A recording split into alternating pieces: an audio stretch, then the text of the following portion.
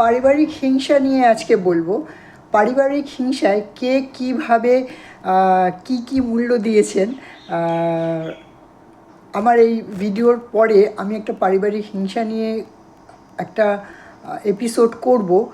আমি এখন পুরুষ নারী নির্বিশেষে পারিবারিক হিংসার শিকার শুধু পুরুষরা হয় না, মেয়েরা হয়, এই কথাটা আমি মনে করি না। অনেক বাড়ির ছেলেরাও পারিবারিক হিংসার শিকার হয় এবং সেটা খুব ভয়াবহ টাইপের। তারা তো এসে জগতের কাছে বলতে পারে না, চেপে থাকে। হ্যাঁ, বললে ভাবে যে হয়তো ওপর দিকে থুতু পেলে নিজের মাথায় পড়বে।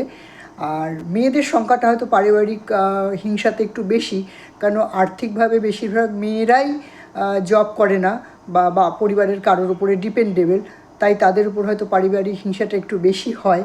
তো আপনার সাথে যদি এরকম কোনো ঘটনা ঘটে থাকে আমার কমেন্ট বক্সে লিখুন, আমরা একে অপরের সাথে শেয়ার করি।